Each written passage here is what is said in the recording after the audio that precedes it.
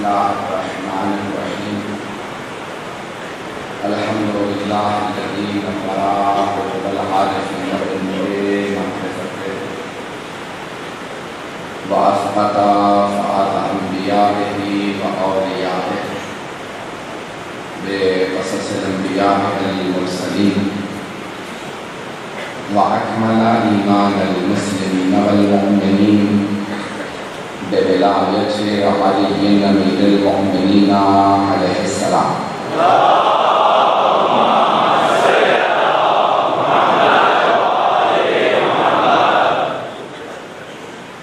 والصلاة والسلام والتحية والإكرام على أفضل الموجودات العابد المؤيد والرسول المسدد المصطفى الأمجد المحمود الأحمد أعني أبا القاسم محمد اللهم صل على محمد وآل محمد وعلى روحه ونفسه وصحبه ورسوله سيد الأخيار والأصفياء مولى المرابي إمام المتقين علي بن أبي طالب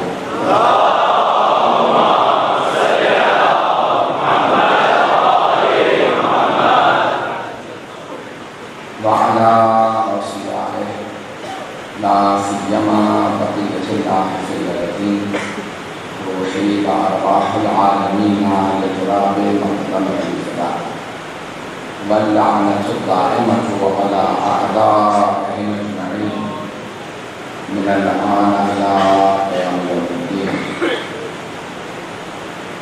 أما بعد فقد قال الله الحكيم في كتابه الكريم بسم الله الرحمن الرحيم ومن يطع الله ورسوله فأولئك مع الذين أنعم الله عليهم من النبيين والصديقين والشهداء والصالحين وحسن أولئك رفيقا. صدق الله العلي العظيم. اللهم صل على محمد وآل محمد.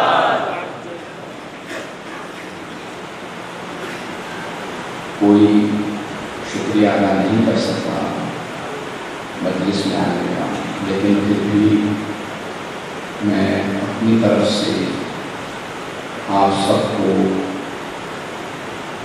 اس بات کا اطمینان دلاتا ہوں کہ اس موسم میں بھی جو خود میں سب کو باہر لے کے آیا ہوں، گجرات میں بارش میں مجلس پڑھی اور پورا لباس بھی کیا، لیکن مجھ سے زیادہ جہاد اس مجمع کا تھا کہ جو اس بارش میں باہر مجلس سن رہا تھا، اس میں دیکھ رہا تھا بچے بھی موجود ہیں، بزرگ بھی موجود ہیں، میری بہنیں بھی آئی ہوئی تھیں. ہر جگہ پہ پوری دنیا میں اہتمام ہے. مختلف آزمائشیں ہوتی ہیں دین کے راستے پہ چلنے میں، اور حسین کا راستہ آسان نہیں ہے. اسی لیے کربلا میں جانے والے صرف 72 تھے اور غزہ میں آنے والے عاشقان حسین ہی آتے ہیں. جو عشق رکھتا ہے بس وہی آ سکتا ہے، اور یہ عشق کھینچ لاتا ہے. نہ جانے کوئی کوفہ سے چلتا ہے حبیب کی شکل میں، کوئی حور کی شکل میں چلتا ہے، کوئی فخرین کی شکل میں. مختلف نیتیں ہوتی ہیں لیکن مقصد سب کا ایک ہوتا ہے، اور وہ مقصد ہے حسین ابن علی. میرا آپ کا مقصد ہی جناب سید الشہداء ہے کہ ہم مجالس برپا کر رہے ہیں.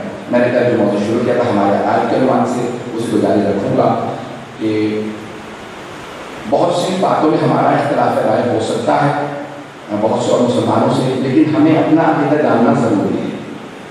ایک عقیدہ جو بڑے شد و مت سے بہت سے مسلمان پیش کرتے ہیں اپنا عقیدہ، وہ ہے خیر و شر کا عقیدہ، اچھائی اور برائی کا عقیدہ. توجہ ہے میرے ساتھ سب لوگوں کو؟ میری آواز تک آ رہی ہے صاحب صاحب؟ تو جان کیا میری عقیدہ ہے خیر اور شر سے مطابق. تو ایک پوری بحث کی جاتی ہے کہ بھی خیر و شر آیت قرآن میں ہے موجود.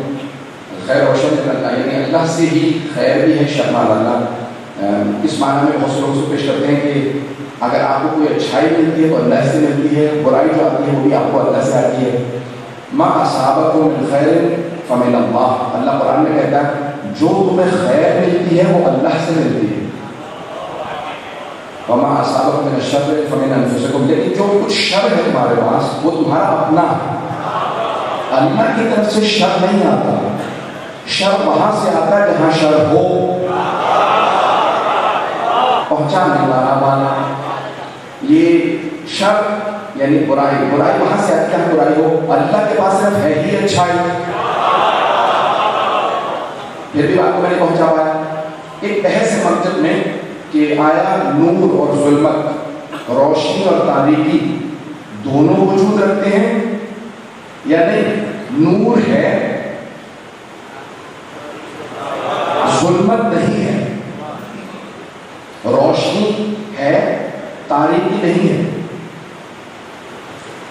تاریکی وجود ہی نہیں رکھتی، تاریکی نور کے نہ ہونے کا نام ہے۔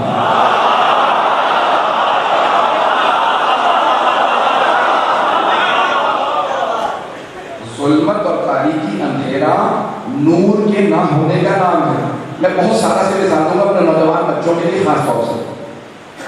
زمین میں اگر ایک گڑھا ہو، آپ جب دیکھیں گے تو اندھیرا ہی اندھیرا ہے، تو آپ کہنے لگے تاریکی تو وجود رکھتی ہے، اسی میں جیسے ہی آپ روشنی ڈال دیں گے تو سارا اندھیرا چلا جائے گا۔ اس کا مطلب ہے اندھیرا خود وجود نہیں رکھتا، نور اور روشنی کے نہ ہونے کا نام اندھیرا۔ اگر میں پہنچا پاؤں تو نور کے نہ ہونے کا نام اندھیرا ہے۔ اللہ کی طرف سے صرف خیر ہی ہے، کیونکہ شر اس کے پاس ہے نہیں تو وہ دیتا نہیں، لیکن اگر وہ خیر کو روک لے تو شر ہمارے اپنے اندر ہے، شر ہمارا اپنا ہے۔ ایک اور مثال دے دیتا ہوں، سائنس کی مثال دوں گا تاکہ میرے نوجوان بھائی میرے بچے پہنچ جائیں۔ زمین گول ہے، جتنا نور زمین پہ ہے، اور سے دیکھیے میرے ہاتھوں میں یہ زمین ہے، یہ سورج، جتنا نور زمین پہ ہے وہ سورج سے، جتنا نور زمین پہ ہے، جتنی روشنی زمین پہ ہے وہ سورج سے، لیکن جتنی تاریکی، جتنی ظلمت، جتنا اندھیرا زمین پہ ہے وہ سورج سے نہیں ہے، وہ زمین کا اپنا ہے، کیونکہ سورج میں تو ظلمت و تاریکی ہے ہی نہیں، سورج میں صرف روشنی ہے تو وہ صرف روشنی دے سکتا، اس میں اندھیرا نہیں ہے۔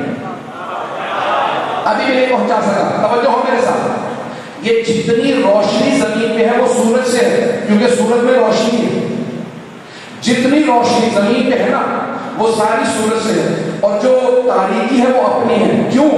کیونکہ زمین نے سورج سے رخ پھیرا ہوا،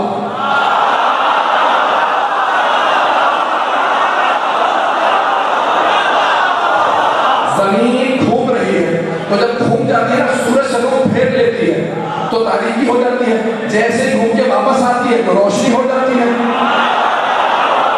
ہم جب خدا سے رخ پھیر لیتے ہیں تو شر میں چلے جاتے ہیں، جب رخ کر لیتے ہیں تو خیر میں چلے جاتے ہیں۔ اب خدا جسم رکھتا نہیں تو ہمیں پتہ کیسے چلے کہ ہمارا خدا کی طرف رخ ہے؟ تو کوئی وجہ تلاش کرو۔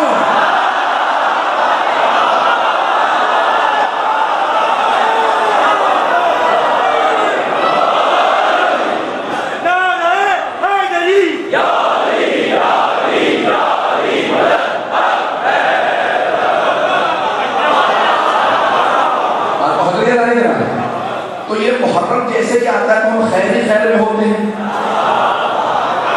اگر توجہ ہو، جیسے ہی محرم آیا خیر ہی خیر شروع ہو گئی۔ کبھی غور کیا کیوں؟ کیونکہ آپ کا میرا رخ حسین کی طرف ہے،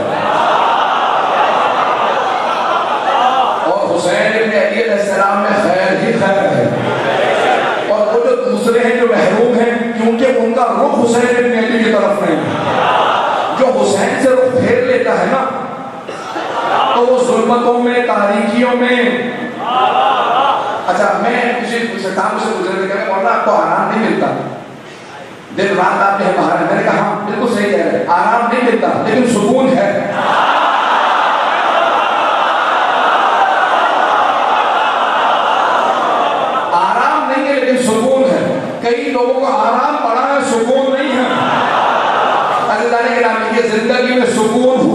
سے آتا ہوں. اس لیے ہمیشہ رخ کو سید الشہداء کی طرف رکھیں، خیر ہی خیر رہے گی.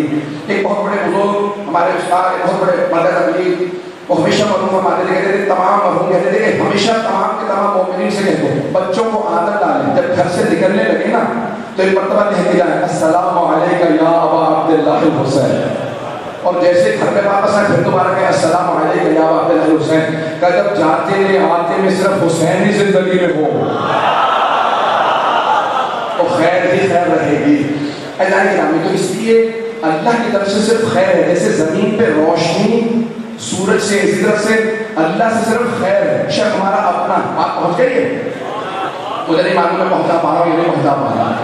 توحید کی بحثوں کو میں باتیں کر رہا ہوں تو بہت سے افراد کہتے ہیں کہ نہیں بھائی یہ تمام چیزیں ہماری زندگی میں کہاں سے ہیں، تو اللہ سے صرف خیر ہے. شک ہمارا اپنا ہے کیونکہ اللہ کے پاس صرف خیر ہے. آئیے ذرا ایک اور مسئلے کو پیش کرنا چاہ رہا ہوں، اگر سننا چاہیں توحید کے بہت سے مباحث کو حل کرنا چاہ رہا ہوں. کیونکہ ایسے معاشرے میں رہتے ہیں کہ ہمارے بچوں کو سوالات پیش کیے جاتے ہیں اور میں جو جواب دوں گا صرف آل محمد کا جواب دوں گا، اپنے پاس سے کچھ نہیں کہوں گا.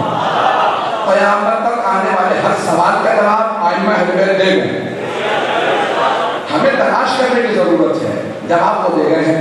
تو بہت سے لوگ کہتے ہیں کہ بھائی یہ خیر و شر کی بحثوں سے اگر آپ آگے چلے جائیں کیونکہ اللہ نے ہماری تقدیر لکھ دی ہے.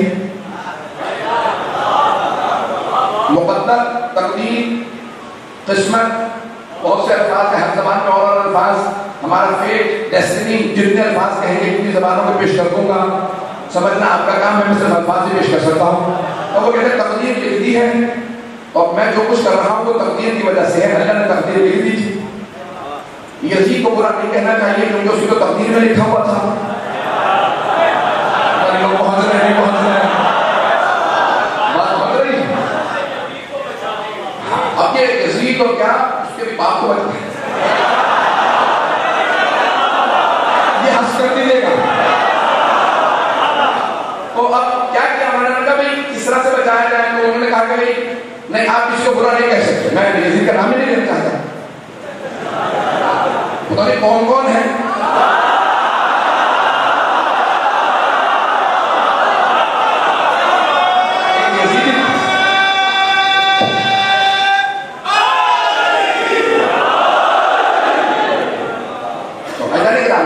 تو انہوں نے کہا کہ نہیں کسی کو برا نہیں کہنا چاہیے. کیوں برا نہ کہیں؟ وہ کہتے ہیں نہیں خبردار برا نہ کہنا. اس کی تقدیر میں لکھا تھا اس نے ایسا کرنا تھا، اس کی تقدیر میں لکھا تھا کہ اس نے حسین کو قتل کرنا، تو اسے تو لعنت بے وجہ کرے چلے جا رہے. اسے اللہ نے اس کی تقدیر میں لکھ دیا تو اسے قاتل بننا تھا، وہ قاتل بن گیا. اس نے امام حسین علیہ السلام کو مارنا تھا، اس نے مار دیا. تو اس کو برا کہنے کی ضرورت ہے؟ توجہ.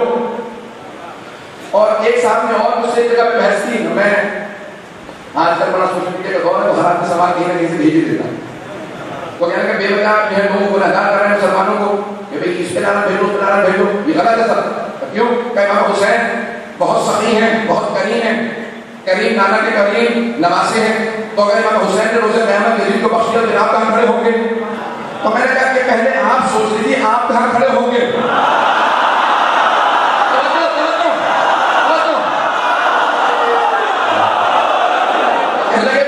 کھڑے ہو جائے امام حسین نے یزید کو بخش دیا تو آپ کہاں کھڑے ہوں گے؟ میں نے کہا پہلے آپ سوچیے آپ کہاں کھڑے ہوں گے. امام حسین جتنے بھی کریم ہوں اللہ سے زیادہ کریم نہیں ہے. اگر اس نے شیطان کو بخش دیا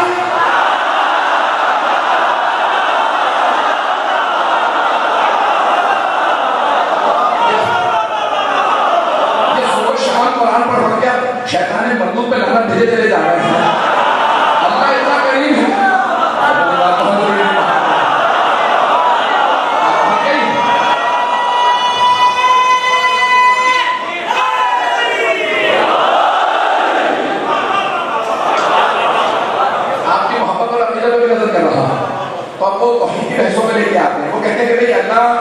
اس نے ہماری تقدیر لکھ دی ہے، مقدر لکھ دی ہے. اب جو آدمی جو کچھ کر رہا ہے نا وہ تقدیر کی وجہ سے کر رہا ہے. تو میں اس کا علمی جواب دینا چاہ رہا ہوں. ابھی تو میں نے ایک جواب دے دیا وہ تو پہنچ گیا. ایک اور علمی جواب جو شریف علیہ السلام نے دیا ہے یہ دوسرا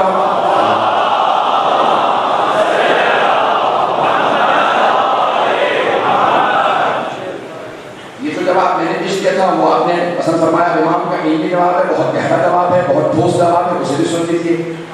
تو قرآن کی آیت پڑھی کچھ اس زمانے کے مسلمانوں نے اور قرآن میں لکھا تھا کہ وقالت الیہود ید اللہ مغلولہ، کہ یہودی کہتے ہیں کہ اللہ کا ہاتھ ٹوٹا ہوا ہے.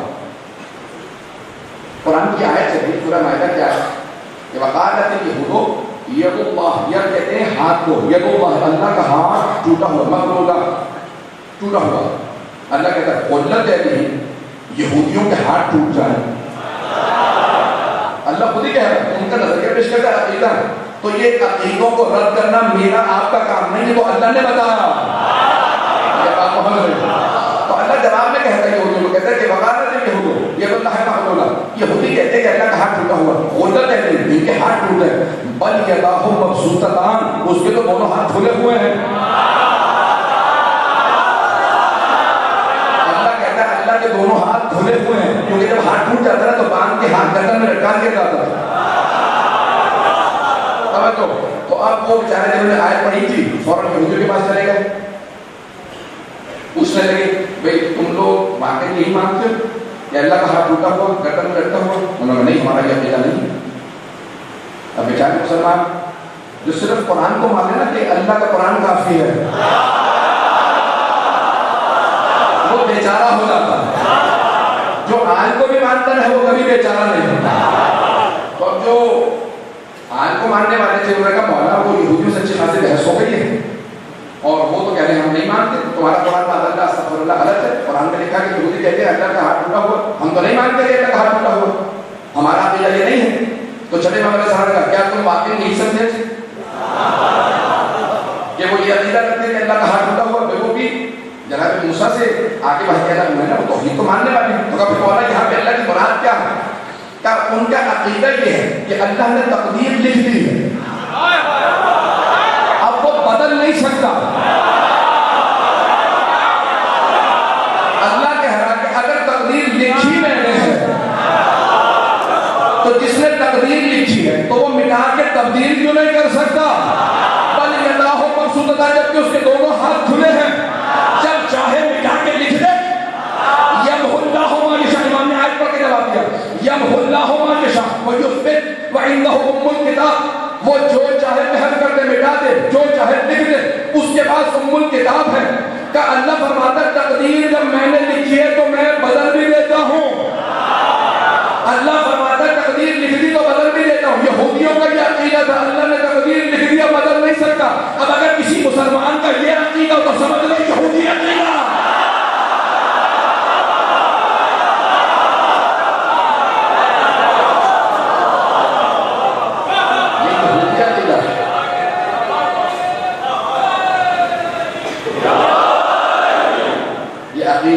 مسلمانوں کا عقیدہ نہیں ہے کہ اللہ نے تقدیر لکھ دی اور وہ تبدیل نہیں کر سکتا. تو کسی نے پوچھا مولا پھر تقدیر بدلتی کیسے ہے؟ پوچھا مولا تقدیر بدلتی کیسی ہے؟ کہا اپنے ہونٹوں کو ہلاؤ اور اپنے حجت خدا کو مخاطب کر کے کام کہو. نہیں پہنچا سکتا. شفت ہے امام نے اپنے لبوں کو ہلاؤ، اپنے لبوں کو ہلاؤ. اور ماں کو ایک آدمی نے امام کو خط لکھا، امام علیہ السلام کو،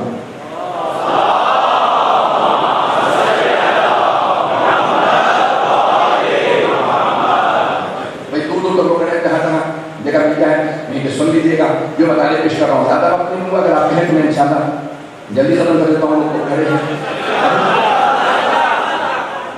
بھائی سارے طبقے کی توجہ رہے. اب 10ویں امام سے کسی نے خط لکھا، ایک مومن کہا میں ملنے جا رہا ہوں امام سے. کہا تم امام سے ملنے جا رہے ہو، میرا خط دیتے جانا، امام کو میرا خط دے دینا.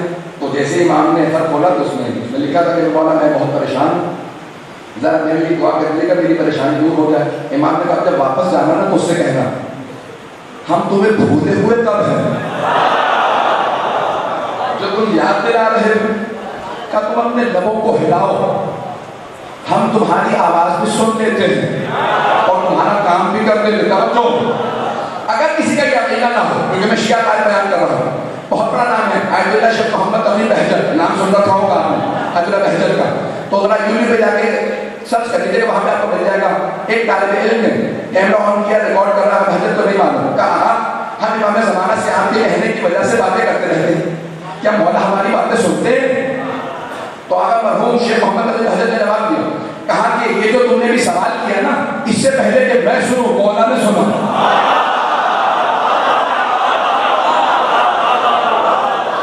پہلے کہ میں سنوں مولا نے سنا، اور یہ جو میں جواب دے رہا ہوں نا اس سے پہلے کہ تم سنو مولا میرا جواب سن رہے ہیں. کہ ہم کسی ایسے ویسے امام کے ماننے والے نہیں ہیں. یہ زمین تو کیا ساری کائنات جس کا طواف کرتی ہے وہ امام زمانہ ہے.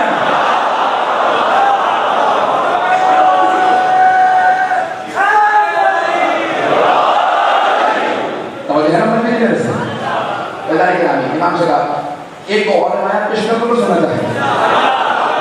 امام موسیٰ کاظم علیہ السلام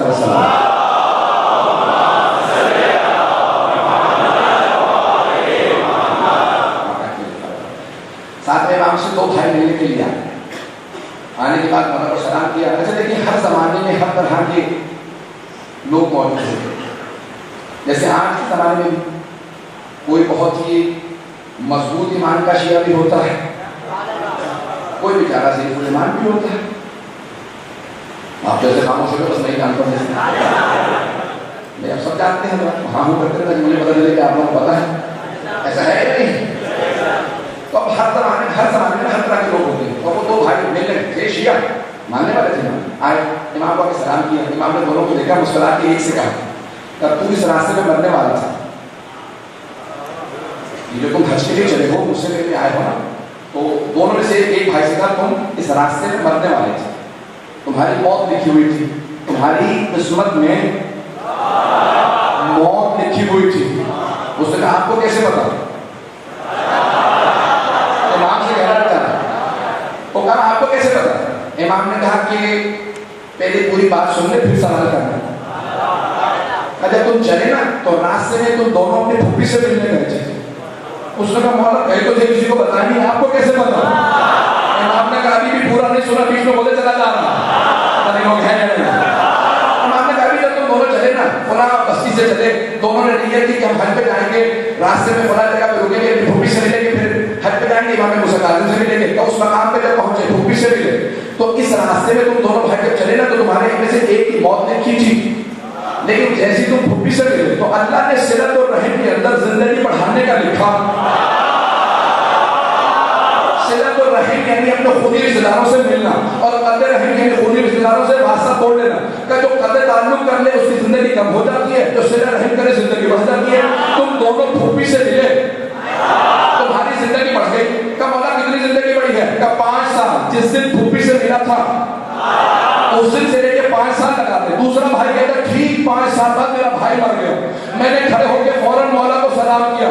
جو بغیر دیکھے بتا دے کس کی زندگی کم ہو رہی ہے کس کی بڑھ رہی ہے اسے حجت خدا کہتے ہیں.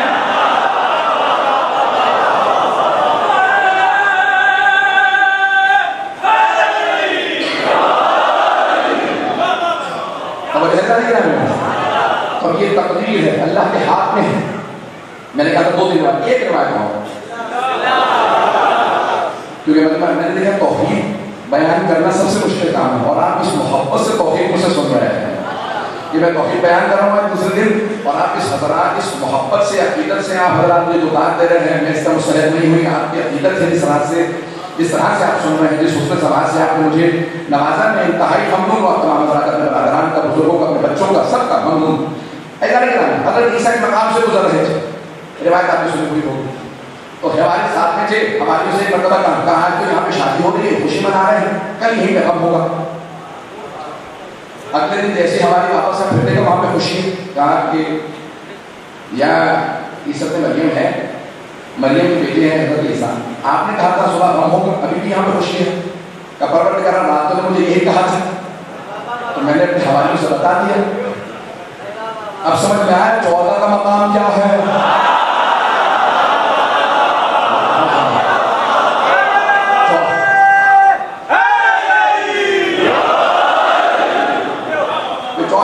ابھی میں پہنچا نہیں پڑا، میں جلدی سے واقعہ مکمل کروں پھر اشارہ کروں گا.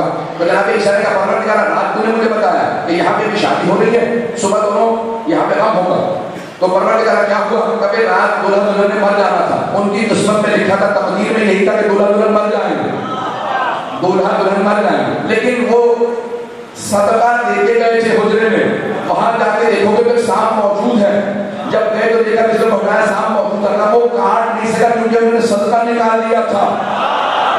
صدقہ ترد البلا، صدقہ بلا کو ٹال دیتا ہے. کیا وہ سانپ کاٹ نہیں سکتا کیونکہ وہاں پہ انہوں نے صدقہ کیا تھا؟ جانے کہ ہمیں صدقہ دینے سے بلا ٹل جاتی ہے. تو تقدیر بدل گئی نا. شیعہ سنی کتابوں میں ہے تقدیر بدل گئی نا. اب وہ جو اعتراض کرتے ہیں کہ اس تک پہنچ گئے. اگر کوئی اعتراض کرے نا کہ اس کی قسمت میں اگر اللہ نے تقدیر میں اولاد نہیں لکھی تو نہیں ہو سکتی، تو کہنا اللہ تقدیر لکھ کے بدل دیتا ہے. اگر عیسیٰ کی وجہ سے ہو سکتا ہے تو فخر عیسیٰ حسین کی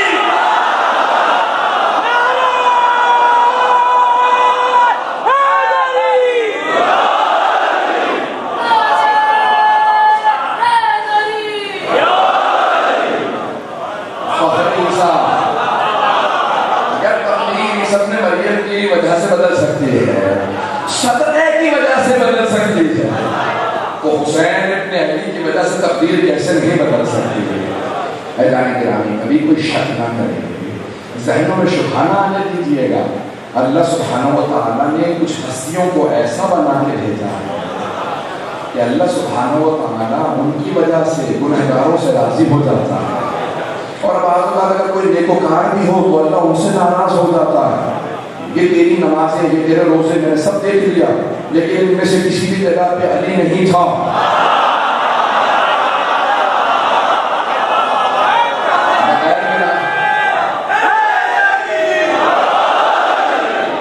بغیر ولایت علم کے طالب کی تو نمازیں لے آیا تھا، یہ روزے لے آیا تھا. یہ عبادتیں قبول ہی نہیں ہے جب تک کہ آل محمد کی بلا نہ ہو. مجھے نہیں معلوم آپ پہنچ رہی نہیں پہنچ رہی ہے. گھبرا کے تمہیں سن رہا ہے ذرا چلتے رہیں گے، کچھ دیر اور چلوں گا. اللہ نے کلام کی تقدیر انسان کی اللہ سبحانہ و تعالیٰ نے مختلف چیزوں سے تبدیل نہیں. چٹا بنا دے کہ ہم آل محمد صلہ رحم سے بہتر کچھ نہیں جانتے جو زندگی بڑھا دیں. اگر وہ نہیں جانتے اس کا مطلب نہیں ہے. یعنی کوئی شے نہیں ہے جو صلہ رحم سے زیادہ زندگی کی بڑھانے والی ہو. تو امام نے فرمایا اپنے خونی رشتہ داروں سے ملتے جلتے رہنا. اور اللہ نے کلام ایک جملہ کہوں گا اور مجھے آپ کے حسن سماع پہ پورا یقین ہے. آخری فرد تک دروازے پہ کہا جاتا ہے وہ کھڑے سب کے سب اس جملے کو خاص طور سے سنیں گے اور سب کے سب کوئی خاموش نہیں بیٹھے گا. میں اپنی پورا پورا کر دوں گا آپ کی خدمت میں کہ عزیزانی جانی بہت سے لوگ مجھ سے کہتے ہیں مولانا آپ زیارت کی بہت زیادہ تعریف کرتے ہیں، زیارت پہ جاؤ زیارت پہ جاؤ زیارت پہ جاؤ. ہمارے پاس پیسے نہیں تھے اس لیے زیارت پہ نہیں جا سکتے. کچھ کہتے ہیں کہ صحت نہیں تھی میں اس لیے زیارت پہ نہیں گیا. کوئی کہتے ہیں میں بہت بوڑھا ہو چکا ہوں اس لیے زیارت پہ نہیں گیا. میں بیمار تھا اس لیے زیارت پہ نہیں گیا. ارے بھائی زیارت اچھے حالات میں نہیں ہوتی. صحت نہیں ہے پھر بھی جائیے باہر سے لے کے آئیے. دولت نہیں ہے پھر بھی جائیے باہر سے لے کے آئیے. بھائی کسی بھی حالت میں جاؤ سب کچھ باہر سے لے کے آؤ. ارے وہ حسین جو غیروں کو نواز رہے اپنوں کو کیوں نہیں نوازیں گے؟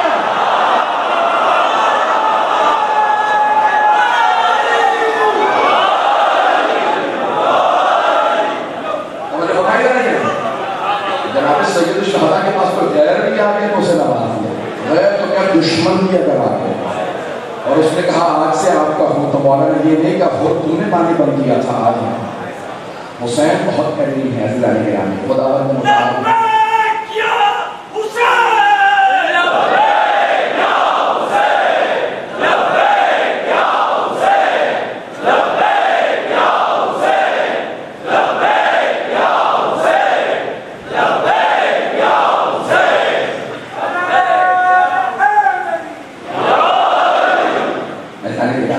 تمام نظام قدرت اور توحید کو سمجھنا بہت ضروری ہے. جملہ اگر میں نے کسی کا پیش کیا ہو اس کو استعارت کے طور پر پیش کر رہا ہوں کہ ہمارے بہت سے بات کہتے ہیں کہ نہیں غیر اللہ سے نہ ماننا، اللہ کے علاوہ کسی اور سے نہ ماننا. توحید یہی ہے کہ بس صرف خدا سے لگا کے رکھو. یہی پیش کیا جاتا ہے، یہی پیش کیا جاتا ہے اسکولوں میں نہ جانے کہاں کہاں. آج تک ہمارے بچوں کو کہا جا رہا ہے بس توحید اگر اللہ کو نہ مانتے ہو تو بس اللہ سے مانگو. اور پھر ایک اور سورہ فاتحہ کی آیت پیش کر دیتے ہیں ایاک نعبد و ایاک نستعین، صرف تیری عبادت کرتے ہیں اور صرف ہم تجھی سے مدد مانگتے ہیں. اسی قرآن میں لکھا واستعینوا بالصبر والصلاۃ، مدد مانگو نماز سے بھی صبر سے بھی. چھٹے امام سے پوچھا کہ نماز اور صبر کیوں کہا؟ کہ ایک محمد ہے دوسرے علی.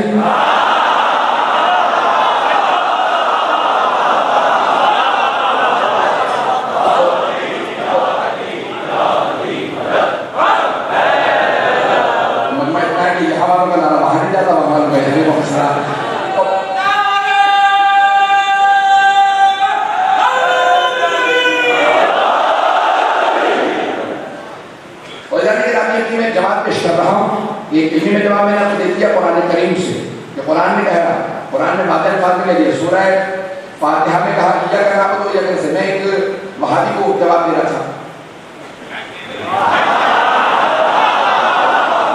ایسی بات نہیں ہے, تو لوگ آتے ہیں, ہر طرح کے لوگ آتے نہیں ہیں. وہ آئے گھر میں کہنے کے لیے یہ قرآن کی آیت ہے, تو میں نے کہا دوسری آیت میں نے سورہ بقرہ سے دکھائی. کہنے کہ میں حافظ قرآن کو دکھانے کی ضرورت نہیں. کہنے کہ میں حافظ قرآن, مجھے پتا ہے, بتا دی مجھے پتا آیت ہے. کہنے کہ مجھے کچھ سمجھ میں نہیں آ رہا. کیا سمجھ میں نہیں آ رہا؟ ایک جگہ اللہ کہہ رہا ہے ایاک نعبد و ایاک نستعین, بس دوسرے مدد مانگتے ہیں. دوسری جگہ خود جگہ کہہ رہا ہے نستعین بالصبر والصلاۃ. اچھا خاصا تضاد ہے. اب مجھے سے آدمی کو کنفیوز ہو گیا نا. حافظ قرآن میں ابھی میں نے وہ آیت پڑھی ہوئی تھی, اب آپ سے بھی سن لی ہے, اب مجھے کچھ سمجھ میں نہیں آ رہا. میں نے کہا اسی لیے کہتے ہیں حسبنا کتاب اللہ نہ کہو.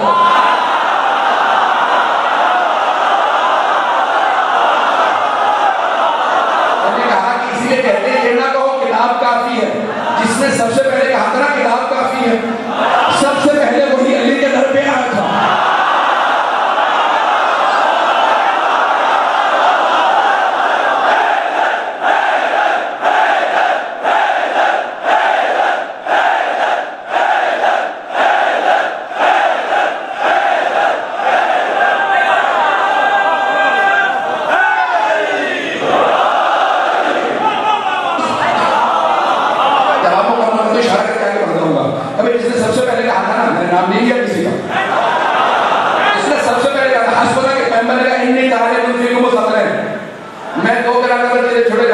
کتاب اللہ و حکمت اہل بیت, اللہ کی کتاب اور اپنی حکمت. ایک صاحب کھڑے ہو کے کہا حسبنا کتاب اللہ, یا رسول اللہ ہمیں اللہ کی کتاب کافی ہے, آپ کی غلط کی ضرورت نہیں.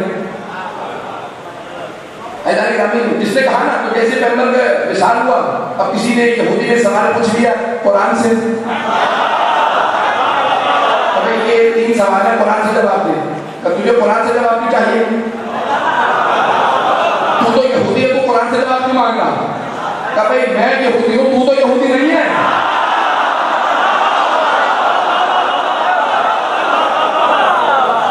میں یہودی ہوں, تو یہودی نہیں ہے, تو قرآن سے دکھا دے. کہ کیا سوال ہے؟ پہلا سوال کیا, کہ دوسرا سوال کیا, کہ پہلے کا جواب دے. کہ یہ ذہن میں نہیں. دوسرا سوال پوچھا, کہ یہ پہلے سے زیادہ مشکل ہے. کہ تیسرا سوال پوچھا, کہ یہ بھی ذہن میں نہیں آ رہا. کہ بھئی تم واقعی اس جگہ پہ جہاں بیٹھے ہو شریف بیٹھے ہو کیا؟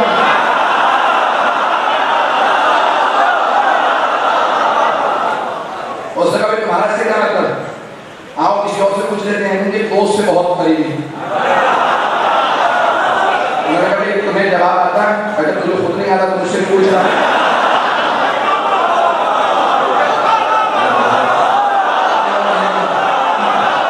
مطلب ساتھ رہے, اب میرا میرا ساتھ نہیں دے. اگر میں دوست سے پوچھا کہ تجھے آتا ہے, تجھے خود نہیں آتا تو مجھ سے کیوں پوچھ رہا. کہ بھئی یہ سوال کا جواب دینا, 3 سوال پوچھ چکا ہے, جواب نہیں آ رہا. اب کسی اور سے پوچھ لیتے ہیں, کہ شاید پھر بیٹی سے پوچھ لوں, پیغمبر کے گھر میں تھی تو میں نے کچھ نہیں کہا, آواز نہ ہو. بیٹی سے پوچھا, بیٹی کوئی ذہن میں جواب آ رہا ہے, کہ بابا کہتے ہیں آپ خود ہی نہیں پتا. مجھ سے بھی پوچھ رہے ہیں, کبھی کیا کریں, کبھی چلو علی کے پاس چلتے ہیں. یہودی جان کو آ گیا, جواب کی بغیر نہیں جاتا.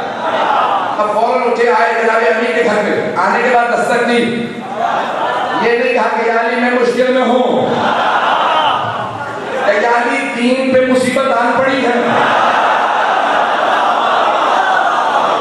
قرآن سے جواب چاہیے. تو مولانا نے کہا کہ تم نے تو کہا تھا حسبنا کتاب اللہ, ہمیں کتاب کافی ہے. کہ یا علی اسلام پہ وقت آن پڑا ہے, آپ قرآن سے دکھائیے. مولانا نے کہا قرآن دے. یہ نہیں کہ ہمیں اپنے گھر سے لاتا ہوں.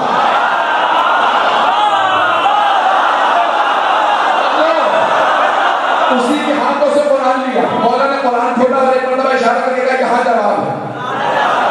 اس نے کہا یعنی کے بغیر دیکھیں آپ نے کیسے بتایا. نہیں مطلب کہ یعنی کے بغیر دیکھیں آپ نے کیسے بتایا. اسی سے قرآن مولانا نے لیا, کھولا کا یہاں جواب ہے.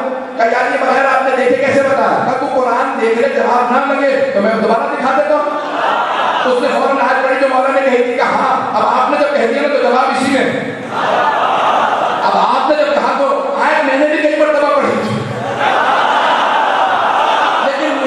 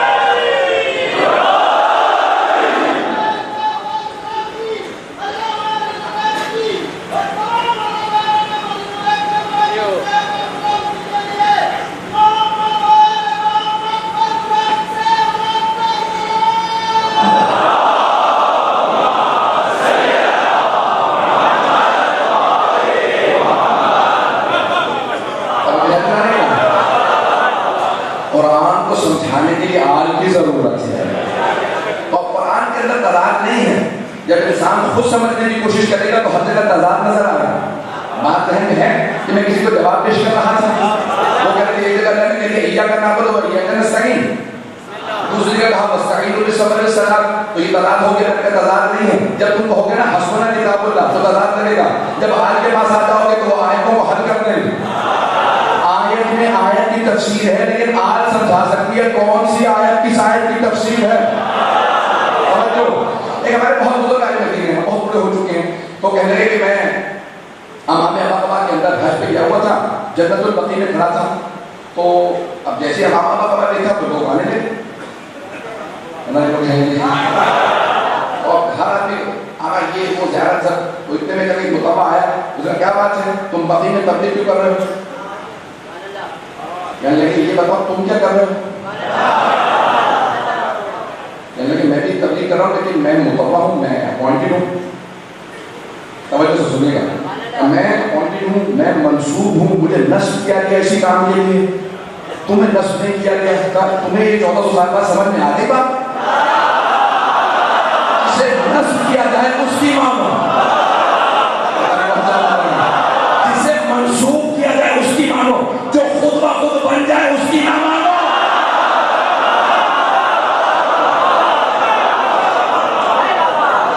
اور کوئی اشارے سے آگے لوگوں کو بھاگ دے رہا ہے.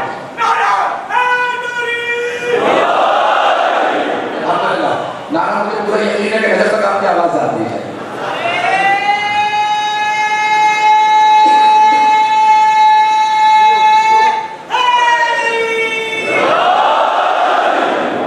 وہ کہنے لگے کہ بحث شروع ہو گئی, وہ کہنے لگے نہیں آپ تبلیغ مت کیجیے یہاں, اور آپ کو شرک کرتے ہیں, یہ قبر پہ آنا شرک ہے, مردوں سے مدد مانگنا شرک, بدعت, حرام.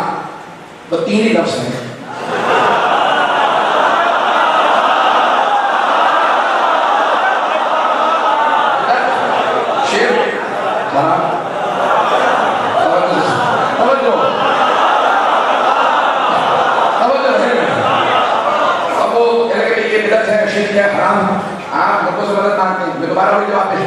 وہ کہتے ہیں غیر اللہ سے مدد مانگنا بدعت ہے. آپ کے اسکولوں میں ہے نا اعتراض, میں نے 3 جواب پیش کر دیے, ایک اور جواب سن لیجیے تاکہ چوتھے کے بعد فہم جائے. اگر آپ کہیں تو پنجت نہیں بتا دوں پوری مجلس کو. تو کہنا کہ یہ بدعت ہے, شرک ہے, حرام ہے, آپ غیر اللہ سے مدد مانگتے ہیں, ان مردوں سے آ کے مدد مانگتے ہیں. کہنے کہ تم بتاؤ حرام کیسے, بدعت کیسے, شرک کیسے. پھر میں جواب دوں گا. یعنی کہ اس نے میرے طرف سے قلم چھینا, اب میں ہاتھ ڈالا تھا, قلم چھینا اور اٹھا کے پھینک دیا. حضرت بولا ان میں سے کسی کو کیا قلم اٹھا کے دے دیں, اور جو ہے حضرت کہ علی میرا قلم دے دو, اگر پکڑا دے تو میں مان لوں گا. کہ یہ حسن قلم دے دو, حسین قلم دے دو, اگر ہاتھ میں قلم پکڑا دے نا تو میں مان لوں گا. جیسے آپ سارے خاموش ہو گئے نا, سارا مطلب لکھنے لگا کہ باہر کراتی جواب کے دیتے ہیں. کہ اگر تیری منزل مان لوں, تیری دلیل مان لوں, تو پھر تو اللہ بھی مدد نہیں کر سکتا.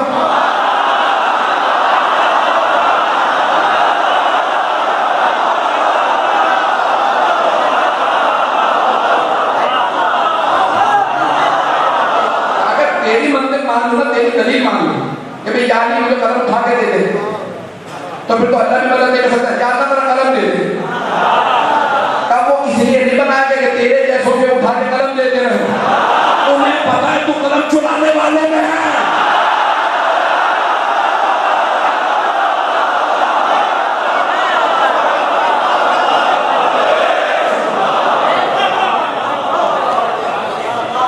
کیسے اب وہ شرمندہ تو ہو گیا کہ میں نے ایسی دلیل دیا کہ واقعی میرے اپنے خلاف چلے گئے. مناظر کو تو قلم اٹھا کے بندہ نہیں بدلنے کا مجھے ہے نہیں, لیکن دلیلیں وہ بہت لے کے آئیں گے. ایسا نہ کرنا شرک ہو جائے گا, ایسا نہ کرنا بدعت ہو جائے گی, حرام ہو جائے گا. ایک جدید 5 دلیل دے دوں میں بہت جلدی سے, وقت نہیں ہے میرے پاس. مرحوم سید محسن حکیم, آیت اللہ محسن حکیم 1970 میں انتقال ہوا. زندگی میں پوری زندگی بس ایک مرتبہ حج پہ گئے 1968 میں, 1968 میں حج پہ گئے تو شاہ رام نے کا میرا جہاز دیتا ہے. اس زمانے میں مسجد تو بہت بڑا ہے, نام تھا حکیم. انہوں نے کہا نہیں اپنے خرچے پہ جاؤں گا, ہمارے یہاں دوسروں کے خرچوں پہ حج نہیں ہوتے.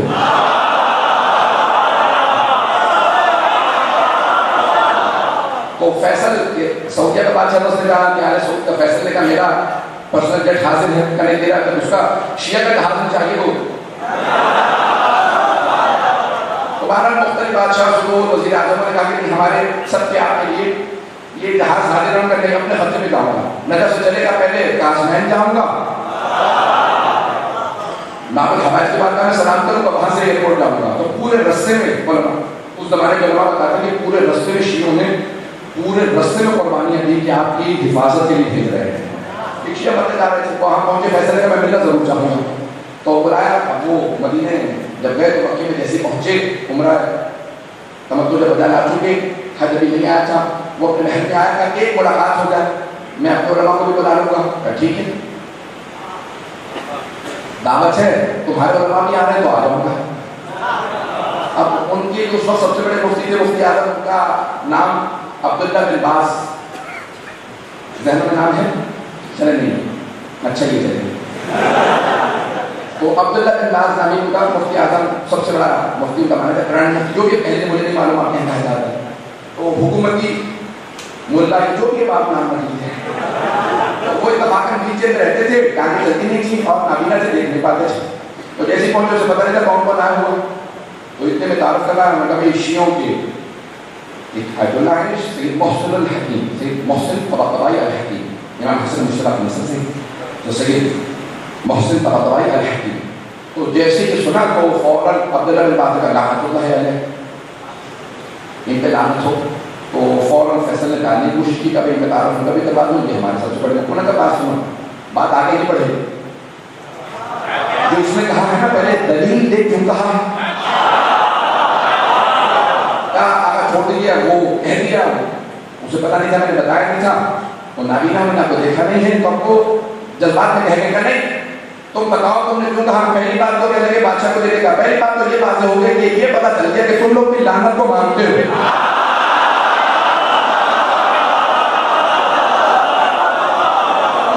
اب کوئی گھبرا کے نہیں سن رہا،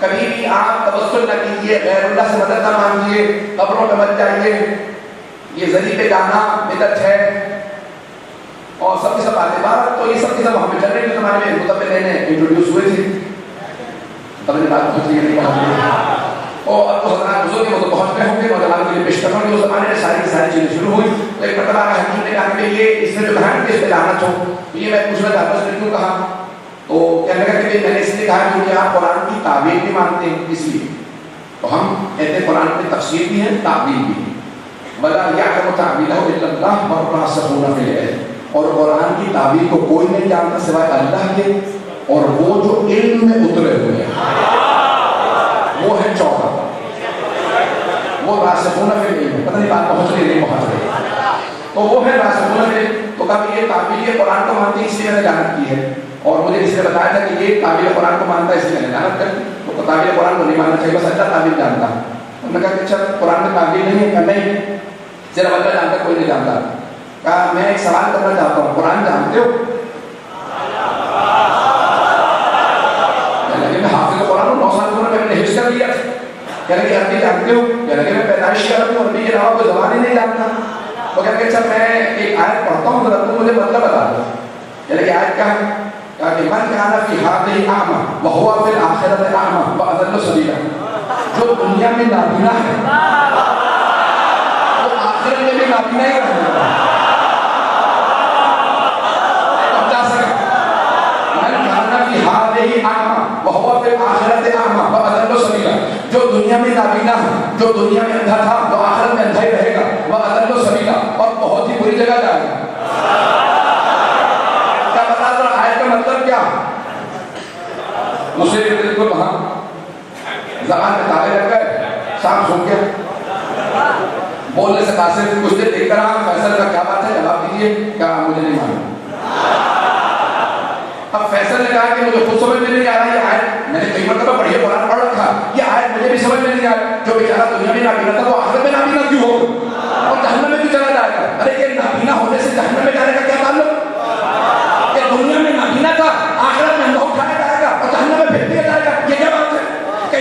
تعویل ہوگی.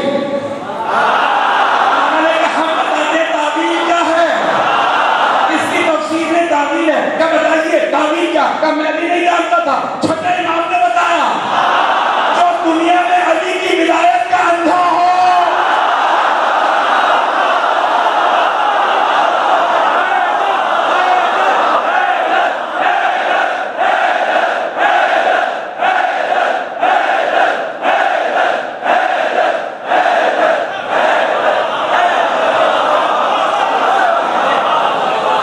دنیا میں علی کی ولایت کا اندھا ہے.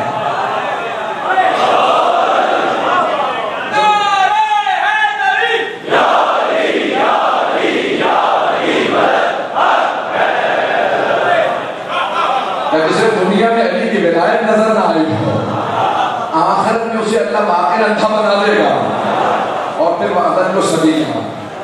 وہ وہی کہا کہ کہاں اسے جانا چاہیے. اے جانے گرامی, یہ قرآن کریم میں جو پیش کرنا چاہ رہا ہوں باتیں مکمل کر دوں گا, یہی بات میں مکمل کر دوں. بس میں نے جو جواب دینا تھا آپ کو, اب باہر بحث ہوتی رہی تو اتنے میں کہا میں آپ کی دل کا قائل ہو گیا. فیصل نے کہا امامہ نے جواب دیا, زیادہ آپ لوگوں کو ذکر نہیں کرا, میرا سر دل کو دیا, لیکن میں نے پورا نظر کو پہنچا. تو اسے امامہ جو ہے وہ میں رکھنے کی بات مجھ پڑھا نہیں جا رہا, توجہ سے سنتے رہیں گے. تو بات ہوتی رہی, اتنے میں فیصل نے سوال کیا, کہا یہ میں آپ کے کو مان گیا, یہ مجھے ابھی تک سمجھ میں نہیں آ رہا. یہ شیعہ وہاں اپنے بدر کربلا میں سونے چاندی کی زریوں کے بوسے لیتے رہتے ہیں, یہاں جنت البقیع آتے ہیں مٹی کی قبروں کے بوسے لیتے ہیں. 20ویں صدی آتی, تب تک یہ گارے مٹی کے یہاں بوسے لے کے سونے چاندی کے بوسے لیتے رہیں گے. تو آقا نے کہا, میں نے فوراً باب الحوائج سے توسل کیا کہ بھی جواب میرے ذہن میں ایسا ہے جو بادشاہ کو سمجھ میں آیا. علمی جواب تو میں بہت سے دے دوں گا, بادشاہ کیا سمجھے گا. تو کہا کہ میں نے کہا کہ نہیں, کھانا جو لگا ہے کھاتے رہو, میں بھی پچھلے میں جواب دیتا ہوں. کہا جیسے ہی کھانا کھا کے بیٹھے تو اتنے میں ایک صاحب نے اعلان کیا, کہا بادشاہ سلامت, آپ کے لیے پیغمبر اسلام کے زمانے کا قرآن کریم لایا گیا ہے جو ہرن کی کھال پہ لکھا ہوا. تو کہنے لگے اتنے میں وہ قرآن کریم لے کے آئے جو ہرن کی کھال پہ لکھا تھا. کہ جیسے میں نے دیکھا تو ہرن کی کھال نظر نہیں آ رہی تھی, مخمل کا کپڑا تھا, سونے کی تارے تھی. جیسے ہی وہ قرآن کریم لے کے آئے, فیصل فوراً تخت سے کھڑا ہوا, قرآن کریم کو چومنے لگا لیکن, اور چوم کے آنکھوں سے لگانے لگا. جیسے ہی اس نے آنکھوں سے لگایا میں کھڑا ہو گیا. بیدار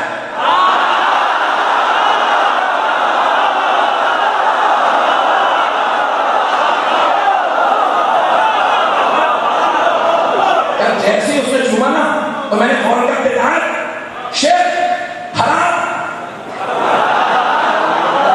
تین الفاظ ذہن میں ہے.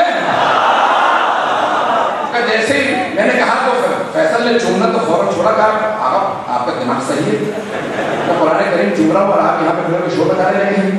کہا بھائی یہ تم قرآن کو نہیں, تم سونے کی تاروں کو چوم رہے ہو,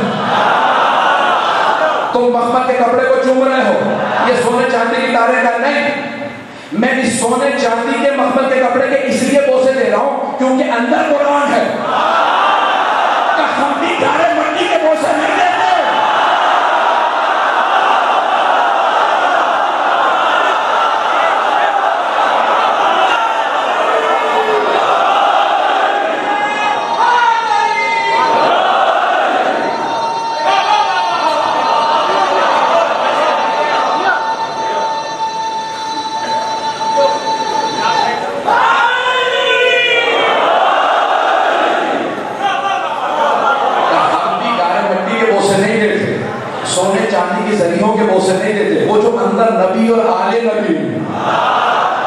اس عقیدت کی وجہ سے ہم چومتے ہیں. تو کہا کہ آج اس سال بالباز نماز نہیں پڑھائے گا, آپ نماز پڑھائیے گا. ایجان گرامی, آپ کو اگر کہیں سے جواب چاہیے تو آپ کو آل محمد ہی کے پاس ملے اور بغیر ان کے توحید قبول نہیں ہے. توحید کو سمجھنا ہے تو محمد و آل محمد سے سمجھے. ایجان گرامی, تاریخ گواہ ہے کہ بہت بڑی ہستی جناب حمزہ سید الشہداء ہے کہ جنہوں نے جناب ختم مرتبت پہ اپنی جان قربان کر دی. بہت دلیر تھے, بہادر تھے, ختم مرتبہ سے بہت محبت کرتے تھے. احد کے جب میدان میں آئے تو احد میں جو لشکر کی سربراہی مشرکین و کفار کے لشکر کی سربراہی کرنے والا تھا اس کا نام تھا ابو سفیان. ابو سفیان نے اور اس کی بیوی ہندہ تھی جو معاویہ کی ماں تھی, یزید کی دادی تھی. ہندہ نے ایک مرتبہ ایک ابو سفیان سے کہا ایک غلام میں نے دیکھا ہے جو بہت نیزہ بازی میں ماہر. انہوں نے وہ غلام خریدا, نام اس کا وحشی تھا. اس سے کہا کہ بھائی ہندہ نے خود کہا اس کہ ہم تجھے آزاد کر دیں گے, دولت دیں گے, بہت کچھ اسے کہا کہ نوازیں گے, بس صرف ایک کام ہے محمد کے علی میں سے ایک کو قتل کر دیں. تو اس نے کہا میں محمد کو نہیں مار سکتا, ان کے چاروں طرف لوگ ہوتے ہیں, اور علی کو نہیں مار سکتا, ان کی چاروں طرف نظر ہوتی ہے. تو پھر ہندہ نے کہا کہ پھر میں اور کچھ نہیں سنوں گی, مجھے حمزہ کا کلیجہ چاہیے. اس نے کہا میں حمزہ کو مار دوں گا لیکن ایک شرط ہے, سامنے سے وار نہیں کروں گا. حمزہ شیر کا شکار کرنے والے ہیں, وہ مجھے جان سے مارنے کی چیز دیں گے, بہت ڈرے ہوئے ہیں, ایک وار میں 2 ٹکڑے کر دیتے ہیں, میں پشت سے انہیں حملہ کروں گا. ہندہ نے کہا مجھے اس کی پرواہ نہیں ہے, مجھے حمزہ کا کلیجہ چاہیے. اور خود آئے اور لوگوں نے وہ گانے بھی لکھے جو وہ گاتی ہوئی آئی تھی, نحن بنا کو پارت نم شیر نماز, پورے گانے لکھے ہوئے ہیں, پورے جو اپنے ساتھ جو پلٹون لے کے آئی. ایک مرتبہ وہ بجا رہے تھے, سب کچھ سارا سلسلہ گانے بجانا ہوتا رہا. ایک مرتبہ سارا کا سارا جو مجموعہ بکھر گیا رسول خدا کے اصحاب کا, تو وحشی نے پشت سے ایک مرتبہ جناب حمزہ سلام اللہ علیہ کو پشت سے نیزہ مارا, ان کے سینے سے باہر آیا. تو ایک مرتبہ جب جناب حمزہ گرنے لگے تو کہا یا رسول اللہ آپ تنہا رہ جائیں گے, بس ایک علی آپ کے پاس ہیں, میں اپنی جان آپ کو قربان کرنے میں کامیاب رہا, لیکن اس بات کا کوئی غم نہیں کہ میں جا رہا ہوں. اب سمجھ میں آئی میدان کربلا میں ہر اصحاب میں انصار میں جاتے میں ہوتے ہوئے یہ کہتے مولا آپ تنہا رہ جائیں گے. تو ایک مرتبہ جناب حمزہ سلام اللہ علیہ گر گئے. جب گرے تو فوراً ہندہ فوراً پہنچی اور وحشی سے کہا ان کا کلیجہ, ان کا سینہ چیر دے.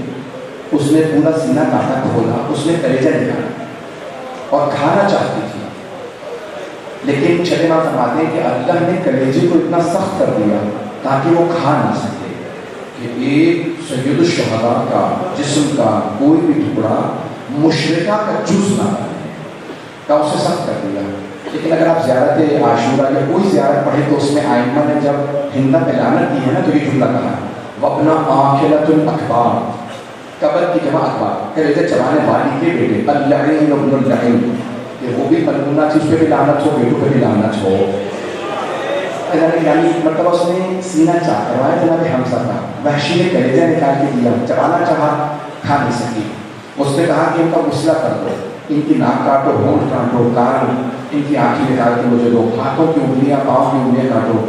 تو وحشی نے سارے اعضاء کاٹے, کہ مجھے ایک ہار میں پھرو دے, گلے میں ڈال کے مکے جاؤں گی, بتاؤں گی کہ میں حمزہ کا یہ جگر لے کے آئی ہوں. تو اتنے میں پیغمبر اسلام نے کسی سے کہا, صحابی سے, جاؤ ذرا جا کے دیکھو میرے چچا کہاں ہے. جانتے ہیں نا کہ بھتیجوں کو چچا سے کتنی محبت ہوتی ہے. ایک مرتبہ ایک صحابی آئے, آنے کے بعد دیکھا کہ میں یہ پوری خبر رسول خدا کو نہیں دے سکتا. اتنے میں خود رسول خدا نے کہا علی اب آپ خود جا کے دیکھیے چچا کہاں. جناب علی مرتضیٰ اٹھے اور آئے اس جگہ پہ جہاں جناب حمزہ کو شہید کیا گیا تھا. جب آئے تو آ کے بہت روئے. جب روتے رہے تو جناب سرور کائنات خود اٹھے کہ میں خود جا کے دیکھوں گا چچا کہاں ہے. جب آئے نا اور آنے کے بعد دیکھا کہ مسئلہ کر دیا گیا ہے, پورے جسم کے ٹکڑے کاٹے گئے, تو پیغمبر لاشیں پہ غش کر کے گر گئے, روتے ہوئے گر گئے, رحمت للعالمین لاشیں پہ گر گئے اور بلند آواز سے رو رہے تھے. جب ایک مرتبہ ہوش میں آئے تو اور زیادہ رو رہے تھے, کہا میرے چچا کا مسئلہ کر دیا. ابھی رو ہی رہے تھے کہ ایک مرتبہ مدینے میں خبر پہنچی پیغمبر زخمی بھی ہیں اور رو بھی بہت رہے ہیں. ایک بیٹی نے کہا مجھے میرے بابا کے پاس لے چلو. جناب سیدہ نے خواتین سے کہا میرے ساتھ چلو, میں تنہا نہیں جاؤں گی. جب چلیے نا تو رسول خدا کی پھوپھی جناب صفیہ پھوپھی ہیں رسول خدا رضی اللہ عنہ کی, جناب حمزہ کی بہن, تو انہوں نے کہا میں بھی چلوں گی. سب نے برقع لیے پہنچ گئے. کہاں بہت کے میدان میں. ایک مرتبہ پیغمبر بھی بیٹھے رو ہی رہے تھے. ایک پھوپھی نے ایک بہن نے کہا یا رسول اللہ مجھے بھائی کے لاشے پہ آنے دو. مجھے نہیں پتا میں کیسے پڑھوں گا. یا رسول اللہ مجھے ایک بہن کو بھائی کے لاشے پہ آنے دو. پیغمبر نے صحابی سے کہا میری پھوپھی سے کہہ دو کہ میں آنے نہیں دے سکتا. جب اس نے صحابی نے جا کے کہا نا کہ آپ کو رسول خدا نے منع کر دیا ہے کہ بھائی کے لاشیں پہ لاؤ, تو جناب صفیہ نے کہا میں نہیں مان سکتی کہ پیغمبر کسی بہن کو بھائی کے لاشیں پہ نہ آنے. کیا رسول خدا سے کہو کہ ایک بہن کو بھائی کے لاشیں پہ آنے دے. جب بار بار دہرایا نا واسطہ دیا تو پیغمبر نے کہا اچھا ٹھیک ہے میری پھوپھی کو آنے دو, ذرا انتظار کرو. پیغمبر نے اپنی ابا اتاری, جناب حمزہ کے لاشیں کو اٹھا لی. کہیں ایسا نہ ہو میری پھوپھی دیکھ لے چچا کے ساتھ کیا ہوا ہے. ابا اٹھائی. جب ابا اٹھائی نا تو اس کے باوجود جناب حمزہ بہت آور تھے, ان کے پاؤں پھر بھی نظر آ رہے تھے, پاؤں کی بھی انگلیاں کاٹی گئی تھی. تو جناب رسالت پاک نے کہا یا علی آپ جائیے ذرا کچھ پتے لے آئیے, پاؤں پہ رکھ لیے گا, کھجور کے کچھ پتے لائے کچھ جھاڑیاں جناب حمزہ کے پاؤں پہ رکھ کے کہیں بہن دیکھ نہ لے بھائی کے پاؤں زخمی ہیں. اتنے میں جناب صفیہ آ گئی. جب جناب صفیہ آئی نا تو رسول خدا نے کہا پھوپھی اماں بس چچا کے پاس آ گئی نا, بس یہیں بیٹھ کر رو لیجیے گا. دائیں طرف رسول خدا کھڑے ہو گئے, بائیں طرف علی مرتضیٰ, دو بھتیجے کھڑے ہیں پھوپھی کے پاس. پھوپھی بیٹھی بین کرنے لگی ہائے میرا بھائی مارا گیا, میرا شیور جیسا بھائی مارا گیا. جناب صفیہ رو رہی تھی. روتے روتے جناب صفیہ نے چہرے سے ابا ہٹا دیا. بس جیسے ہی ابا ہٹائی تو جناب صفیہ نے دیکھا بھائی کو غصہ ہو گیا. رو کے کہا ہائے میرے بھائی کا غصہ ہو گیا.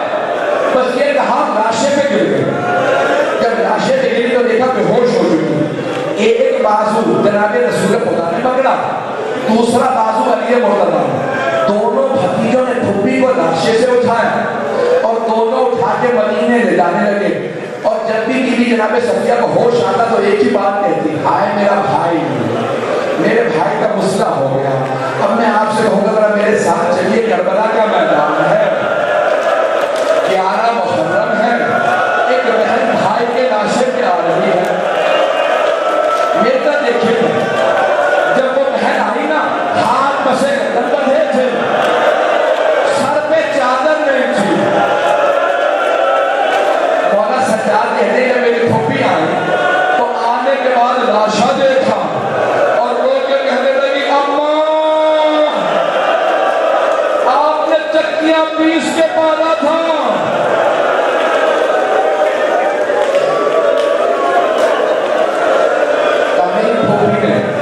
میرے بابا کا طواف شروع کر دیا. میری پھوپھی مولا سجاد فرماتے ہیں میری پھوپھی میرے بابا کا طواف کرنے لگی. طواف کرتی جاتی تھی, روتی جاتی تھی. مولا سجاد کہتے ہیں ایک مدینے کے برابر جگہ نہیں تھی میرے بابا کے لاشے پہ جہاں میری پھوپھی بوسہ لے سکتی. اتنے تیر لگے تھے, اتنی تلواریں, اتنے پتھر مارے تھے کہ میری پھوپھی بوسہ نہیں لے سکتی تھی. پھر ایک مرتبہ میری پھوپھی نے مدینے کا رخ کیا, لاشے کے پاس بیٹھی اور کہا اماں آپ نے کہا تھا زینب جب حسین سے ملا کرنا تو گلے کا بوسہ دے دینا.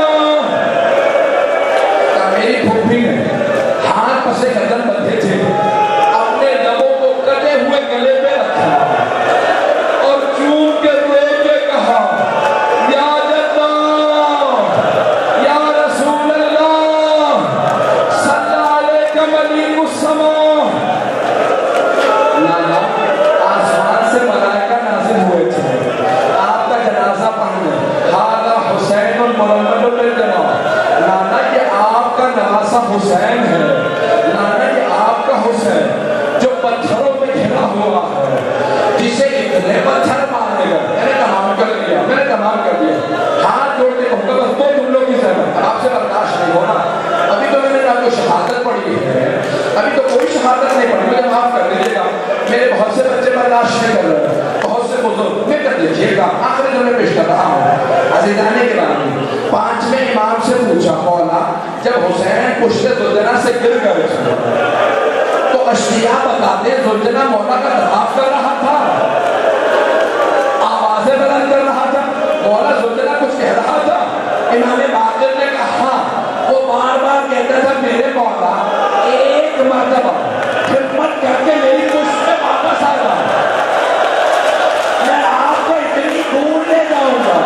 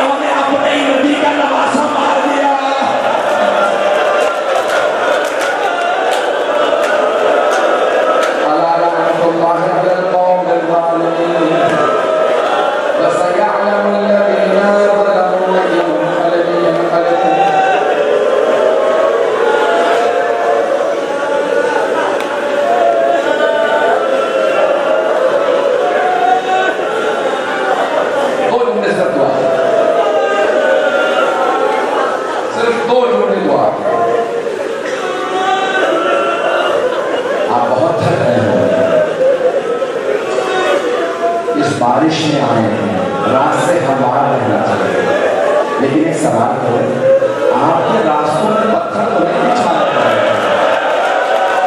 آپ کے جوتے ٹوٹے تو نہیں تھے، کچھ بیویاں تھیں جن کے نالے ٹوٹ گئے تھے، وہ پتھروں پہ چلتی ہوئی شام گئے تھے،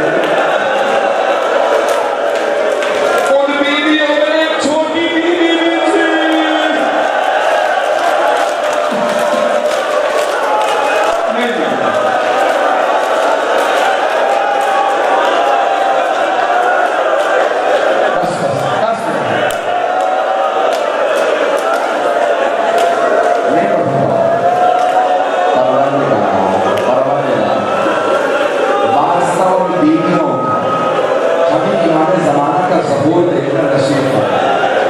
دشمنان اہل بیت کو نیست و نابود فرما، داعش و طالبان کو اہل سعود کو غارت فرما۔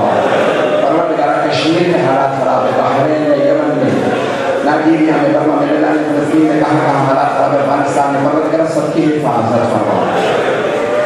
بس بھیا بہت رو لیے ہیں، میں اور کچھ نہیں کہوں گا، بس میں ایک سوال کروں گا آپ سے، ایک سوال میرا، آپ جب روتے ہیں تو آپ کو کوئی تازیانہ بات تو نہیں ہوتا ہے، آپ کو کوئی روکتا تو نہیں ہونے سے، میں دامے علی کی بیٹی ہوں، جب بیٹی کی لوگ تازیانہ مار دیتے ہیں،